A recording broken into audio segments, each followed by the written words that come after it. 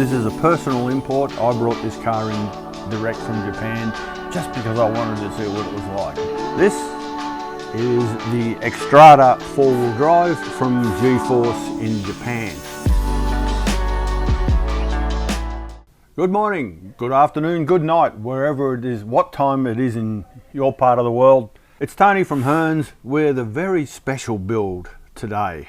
This is the Xtrada 4-wheel drive from G-Force in Japan. G-Force, mainly an electronics firm, but a couple of years ago they bought out the Genova 2-wheel drive buggy.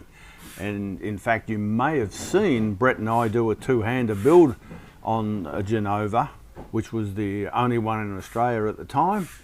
It was a personal import. I just wanted to see what it was like because the buzz was Masami was involved with that car because Masami works for G-Force. His level of involvement, who knows? This car, he's been saying online that he designed this car. I don't know what that means. On the box, we've got the little supervised by Masami Hirasaka logo down there. Supervised, who knows what. But once again, this is a personal import. I brought this car in direct from Japan just because I wanted to see what it was like. I've got a couple of the Genova buggies and they're actually pretty damn good. Slightly longer wheelbase than your normal 2-wheel drive buggy, rear motor, but it's a really nice car to drive, works quite well straight out of the box. A couple of people that have driven it have gone, wow, this is really, really good. So when the 4-wheel drive was announced, I did a pre-order on it thinking, yeah, I might like one of these. And now that it's come out, it's what they're calling neo-classic or neo-vintage, which means it's a new car but uses design cues from vintage cars or classic cars, whatever you want to call it, but incorporating modern materials and tech. So that intrigued me, and now that I've looked at the thing, and we'll discover this as I go through the build, there's some really cool things on this. So I'm pretty keen to get hold of it. Now, you see the car on the front of the box. I look at that and also the layout of the drivetrain. It just yells Kyosho Optima Mid to me in so many ways, and there's a lot of areas that I can see that were obviously inspired by the Optima Mid, but there's some other stuff that's like nothing to do with the Mid. So it's going to be good. I'm going to enjoy doing this one. So this, as far as I know, is again the only car in Australia. We don't sell this car at Hearns. We used to be the agent for G-Force. We haven't continued with that association. Not to say we won't again, but we thought we'll do a build on this, even though it's my personal car, because I haven't seen any other ones online, and I know there's a little bit of interest in this car. So I'll start the build today. We'll see where we go. Let's get this show on the road. Now, as it happens, I've already had a quick look through the manual, and the very first section in the manual is shocks. Well, yeah, they're shocks. They're not terribly interesting. So I've made the official decision to ignore that. We're not going to do the shocks first. I'll do them later. We'll head straight on into doing the diffs. Again, these don't look anything different to most cars that we've seen. Gear diffs, they look pretty conventional. So let's get this going. Got an O-ring here.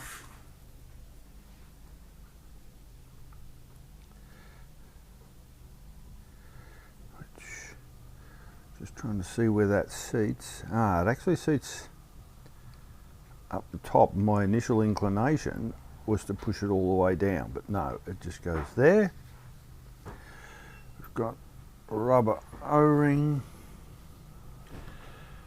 We've got some shock O-ring grease here. Just going to put A bit of that in here just to assist with the sealing.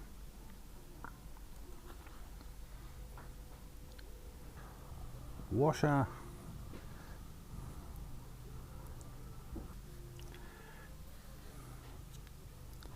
Now the thing to note here, I'll turn that round, the hole for the pin lines up with the slot on the outdrive. Not everyone realises that. So when you push that in, push it through. It's all right. Get my big pointy nose pliers.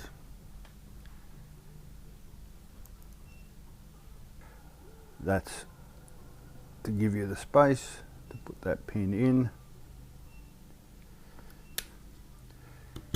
Here we go. Those of you that have assembled diffs like this before will realise sometimes they go in straight away and sometimes they just do not go in. Oops, I've pushed that through. Just keep, I'm turning the gear around. Okay, that's now seated. One of the issues when you're doing one like this is you push it round and you think, yeah, that's seated. Then when you put the whole diff together, it won't turn because you haven't seated it properly on the pin. Make sure you do that, otherwise endless frustration. Now we've got two of these to do. They're identical, so there's no reason not to do a little production line here. G-Force, the company, are known mainly as an electronics company. They do speed controllers, they do tyre warmers, they do chargers, they do quite a lot of things. But it was, I think it was about 3 years ago when they branched out with the Genova into making cars. And they've got a nice little cult following. And if you go online, you'll find a number of videos of Masami driving both the Genova and the Xtrada. The Xtrada looks extremely competent, but then again, if Masami's driving it, pretty much anything looks good. Now, as I'm doing this, it's only a couple of weeks away from the associated vintage race in the US. But that's not a G-Force thing. Masami will be running his RC10. So be very interesting to see how that goes. I've seen online he's doing a lot of practicing. I think at 50 something years old he's not going to be as quick as what he used to be, but you wouldn't want to bet against him. Okay, we've done that side. I'm going to build everything as per kit. I'm using the same oils and everything that they say in the kit because it literally could be perfect as is. Like I've said to you, the Genova works quite well as it is. So I'm confident they've given us a good base setup to work with.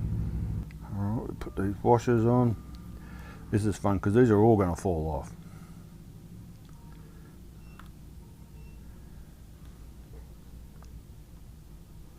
Which is what they're doing. Okay, so we've done the first gear set. Now, same procedure as the other diff half, just that it's a bit harder to get all this in. Now the cross piece needs to line up over here. I'll get it as close as I can. There's almost no way to do this without getting lube all over you. Okay, I've got that in there. Now, we're going to try, I'm just sighting this way because I can see the slot in the outdrive, and here is the indentation in the diff half. This is the one that's always the hardest. Getting it right in down there Yes. Right, so that one's in. It's a little bit over one side, so I'll just push it with the knife blade. That should be all right. Now that goes in. Turn it around a couple of times. There we go. You can, if you've got it right, you can feel it go click. So that's in. I'm happy with that.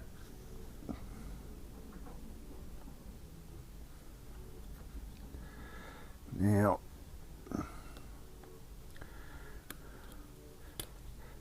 get the cross piece in. We'll just turn that around. Yep. That's good. That's one done. Now we'll do the second one. So far this has been pretty good. I'm happy with this. Quite like the quality of all the bits. They all seem really good.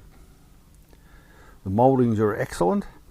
I follow G-Force online, and I have noted they've put a couple of updates in already where the instructions weren't quite right or something. I didn't take a whole lot of notice. I just thought, all right, I should discover those things as I work through it. That's going to be my excuse if I go to do something and it doesn't work. I'll say, oh, this must be the bit that's wrong. Right, again, lining up the outdrive with there. So the other one worked, so this one might, yes it did. Okay, that's got to be two of the easiest ones I've ever done. Very happy with that. That's good. Oh, I need to build another spider gear set. Again, these are really nice. Really nice. Everything appears to be excellent quality. The only thing that isn't excellent quality is my big fat fingers, which always struggle with parts like this.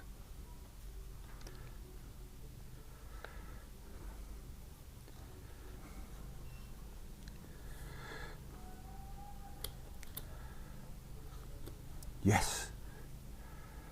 Okay. We've got the spider gears done now. This 10,000 weight is what G-Force recommend. So I'm going to go with that. I'd be more inclined to go in a different direction myself, but we can always clear that out and give it another go later.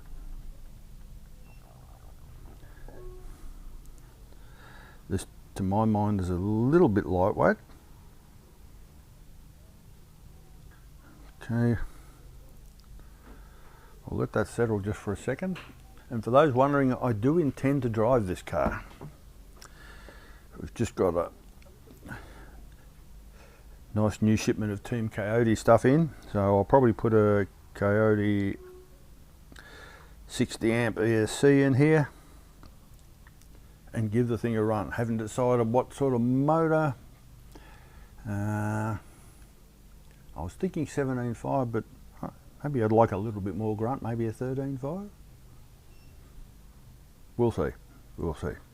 All right, they're all in, so we've covered all of this. There's no reason now not to put this together. Probably needs a little bit more, or actually, yeah, all right. Need a bit more. Normally I would leave that to sit for an hour or so, but that's going to be pretty boring for you lot watching that happen. So we'll just do it like this. I would normally expect there to be some sort of gasket on top of here. There isn't. So there is the O-ring on here. Well, there is on that one. There isn't an O-ring on this one because I forgot to put it on. G-Force must be confident that the O-ring alone is enough to hold the thing.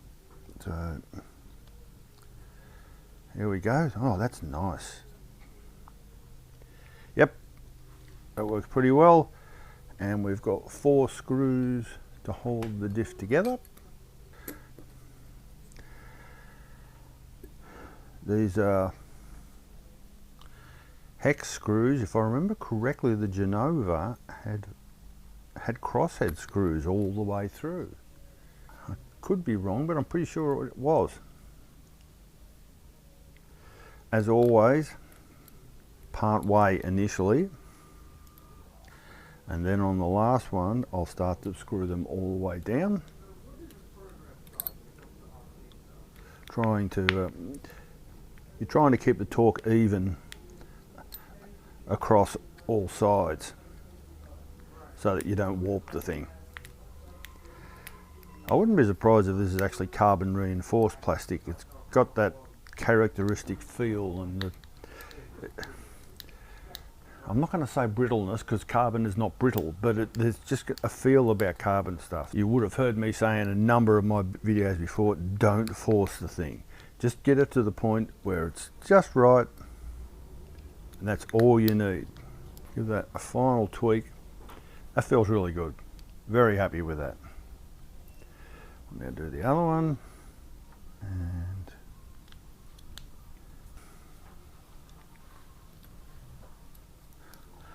put all 4 in loosely.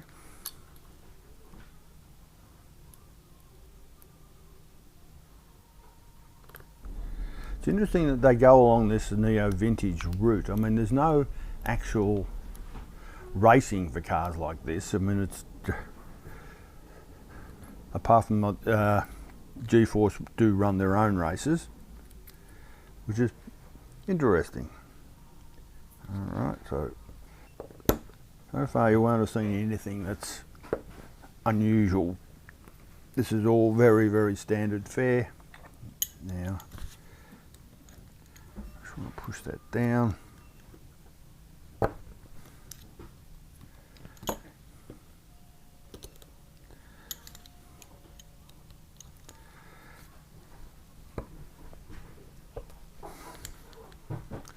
There is also a whole range of hot up parts available for these. Lots of carbon gear and stuff, so G-Force are well aware that people like to play with their cars. Alright, there's the 2 diffs. We're now assembly of the front gearbox. We've got bag C, which is this one here. We've got the belt. Gearbox uppers. These are really nice clean mouldings. Very, very nice.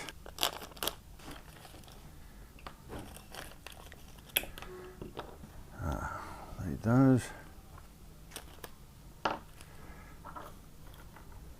Haven't got yourself a decent pit mat, get one of these. This is a sweep one. Lets your little compartments over there. Means you know where everything is. Dear bag C, goodbye. Okay, we've got the steering rack here. Just checking, that appears to be the same both ways. I've got a note here about narrow and wide, which is, yeah, so that's an indication of, well, you won't be able to see it on camera, but oh yes you can. Wide, narrow, so that side up, basically that's what they're saying. And it says pay attention to the orientation. All right, steering bell cranks next, all fully ball raised, either, I don't care. I'm good with both. Yeah. Okay, dear G-Force.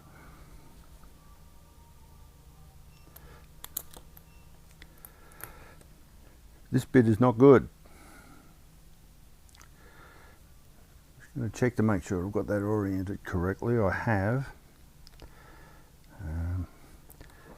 What I'm going to do is just chamfer the edge of the hole. Just makes it a little bit easier to get it in.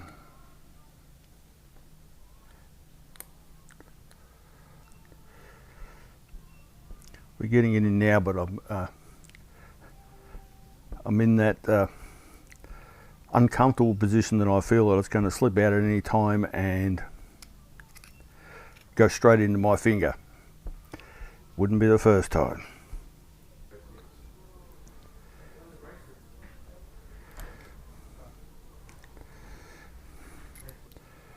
Okay, it's taken me as long just to put these steering bell cranks together as it did to do both of the diffs. Okay, that's that. Put the ball bearings in.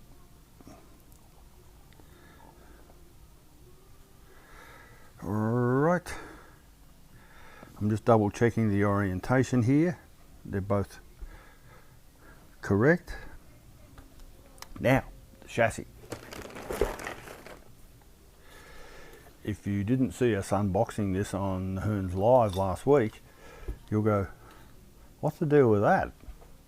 The deal with that is that the battery goes in from underneath. Now, those of you who ran Tamiya cars many years ago will be familiar with that. A lot of Tamiya cars did that, and now G-Force have done the same thing with the Xtrada. Battery goes in underneath and the belt goes over the top. We've now got the bell crank posts. Now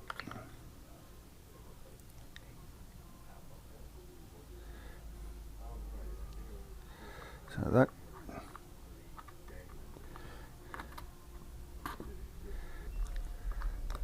just get that correct.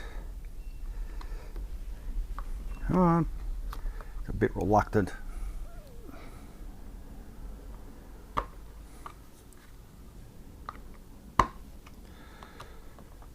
Push down on them. Make sure the movement's nice and free. That's good, that's good, that's good.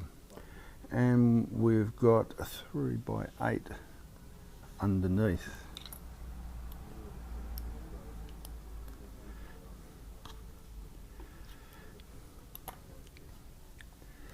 I'll probably be found out later when I get something wrong, but that's all right.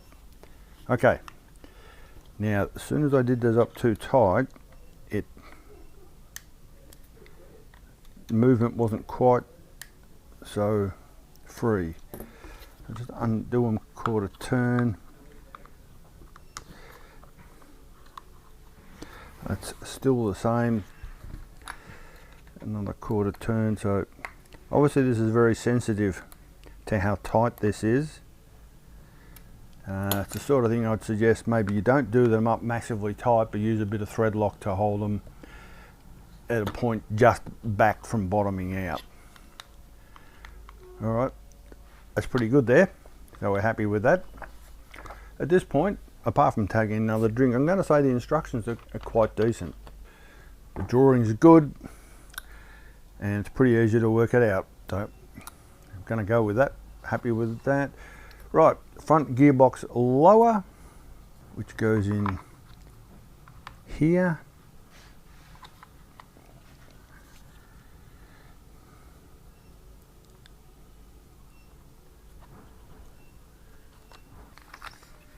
There we go. These are more 3x8. These are flathead screws.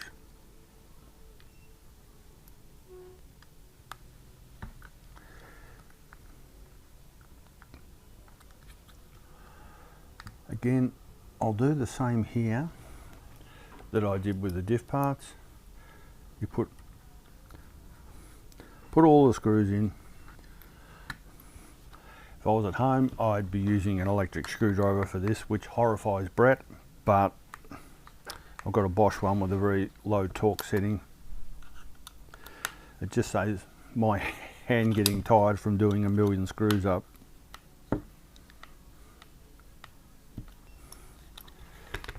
This is all nice, really good tolerances here. Tight fit, but goes together well. I like that. All right, arrow, front gearbox lower, we've done that.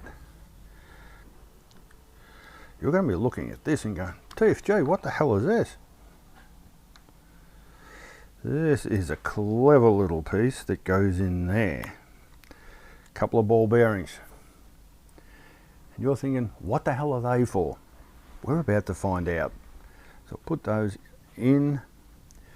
Now, this is, they call it the battery shell lock.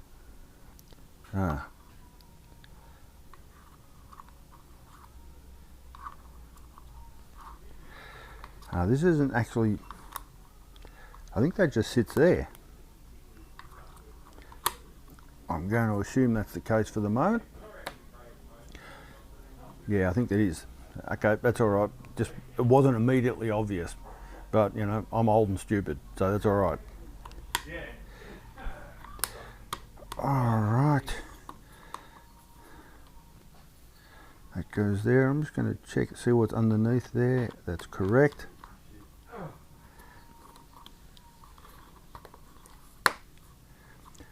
Again, nice tolerances. That's all obviously correct. So we've got some button head screws here for these two. This is going into the steering belt crank support.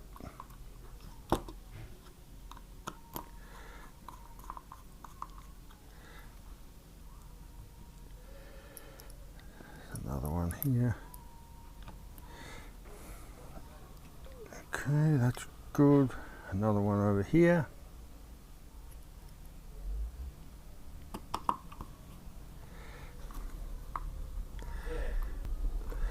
And you're still saying to me, TFG, what are those bearings for? What are they doing?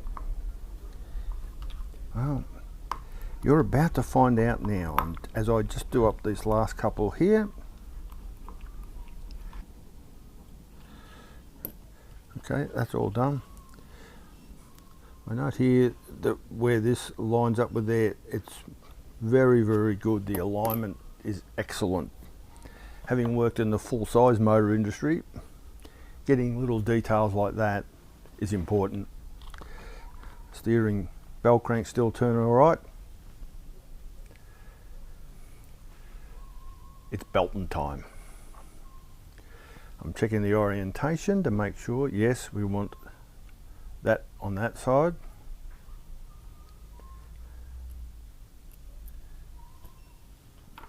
I'm holding that like that. Looking here, this goes in there. And you'll now see one of the significant features of the Xtrada. The belt runs over the top of the battery, which you sort of knew it had to, and that's what those ball bearings are there. That's a tensioner, and that runs it down underneath the front diff. That's there, and now front diff housing goes on.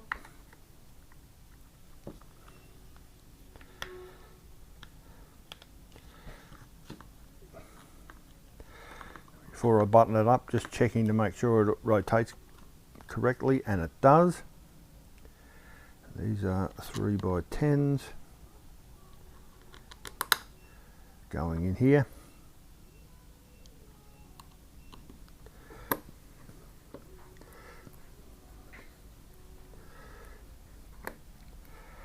I can't remember if I've done any other car that had that arrangement with the belt up the top. I must have. You know, write me a letter if I've got it wrong. TFG, you absolute idiot. You made such and such years ago, which I probably did. But you got to forgive me. I'm getting old. We'll do these. I think the important thing is during this build, Brett hasn't come in to annoy me. Although I'll probably regret saying that. He may be standing outside now waiting. Let's get this done. Again, very impressed with the quality of the mouldings and the fit of everything. It's very good. Someone has really done their homework on this. The fit and finish is better than that of a lot of the major manufacturers. G-Force is very much a sort of niche or a boutique manufacturer.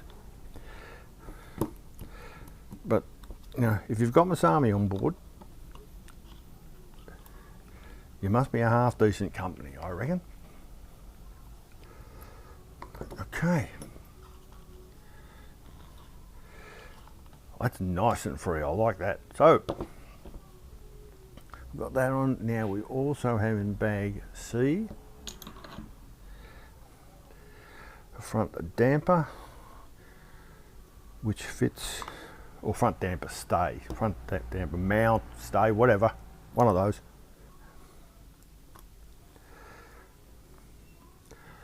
Good thing is I don't have any screws left over.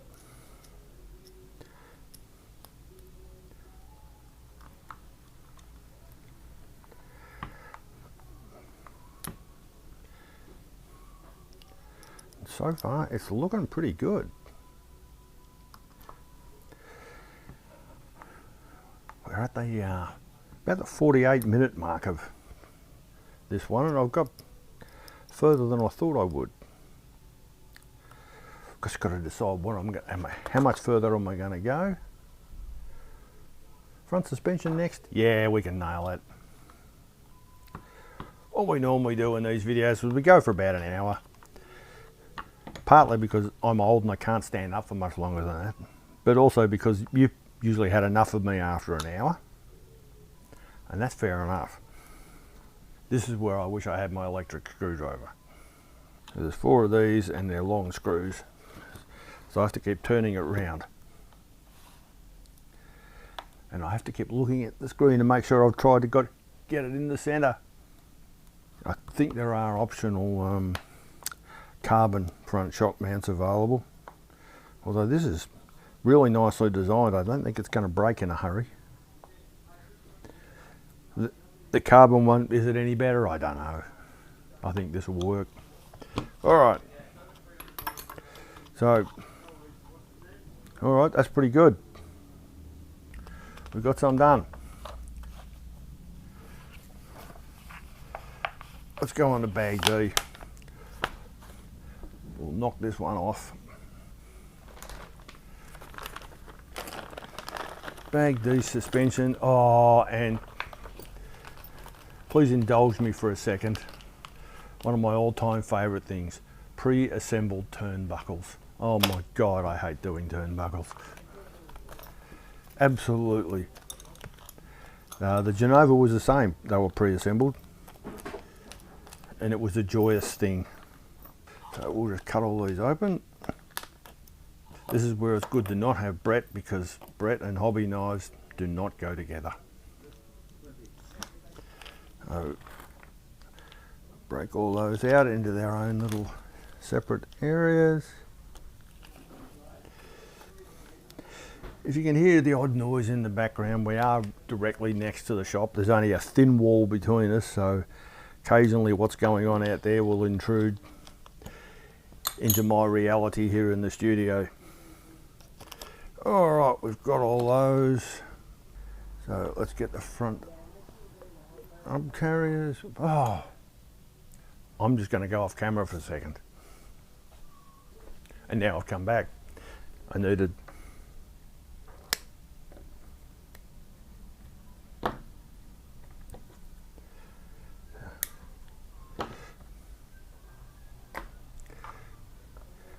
now. I've made a point here of checking the orientation of these. This one is the left. This one is the right.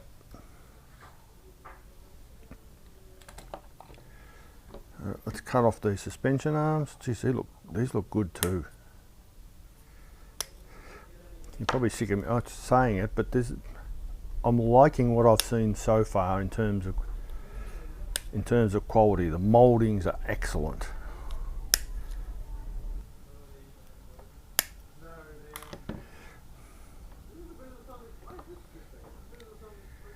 So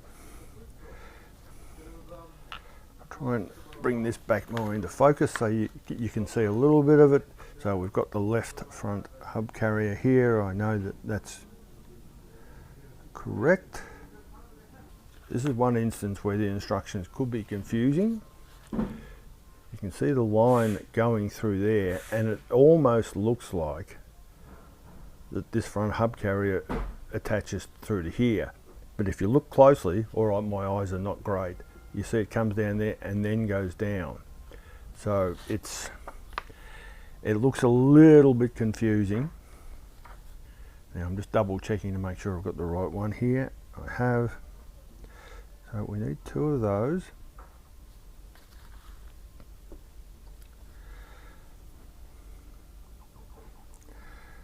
I'm just checking the orientation of the arm to make sure. There's 2 spaces that go on this side. Now what I'm looking for is the pin to go through there, which I'm not finding. A hinge pin.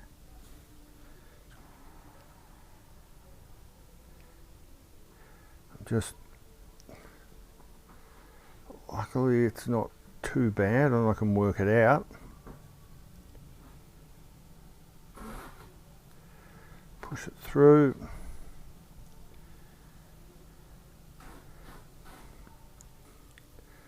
That's through like that. Now, because that bit of the instruction is missing,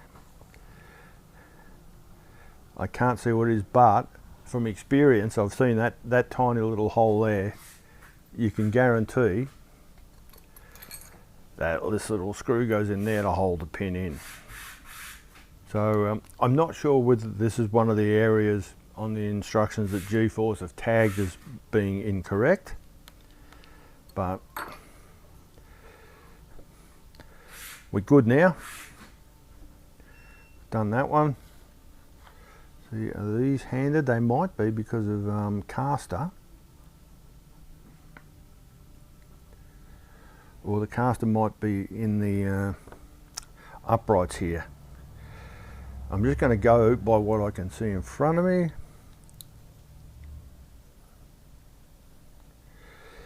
Whoa.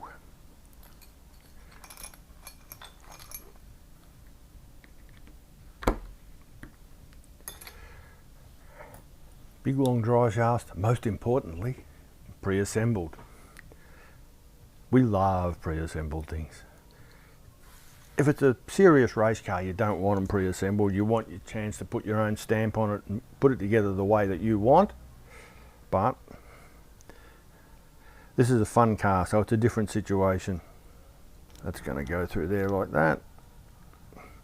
I didn't look at the instructions, I just knew that's how it went together. This is definitely the left-hand one, I'm happy with that. Got the pins, we've got the hexes.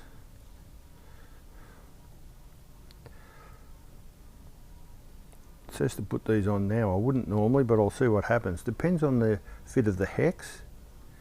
If the hex is a reasonably tight fit and the whole thing won't fall off, then it's good.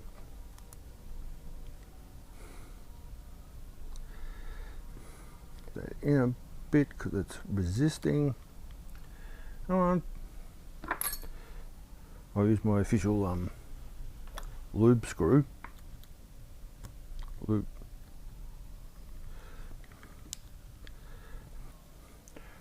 Okay. I've abandoned that idea. We'll go back to that later.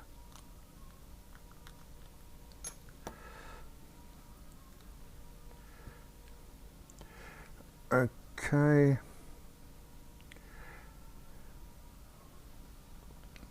Now, these are the same screws that I had trouble with on the steering bell crank. I don't know whether these ones are a bit better forged. No, they're not. They're really tight. And it's got a little thing on here that says screw it in straight, which quite frankly isn't necessarily going to happen when I can't get this on. In fact, rather than mess you around with that, I'll get onto that and sort that out, and we'll take it up in the next video. I've got the turnbuckles ready, so we've just got a little bit to do here. Assemble the most of the front suspension. We'll come back to you in the next episode. We'll have a few of these things sorted out. It's been interesting. I like the quality of the car, it's very, very good. But there's just been a couple of little annoyances. However, I'm sure we can get by. Until then, this is Tony from Hearns. We've been building the G-Force Xtrada 4-wheel drive. I'll see you again next time.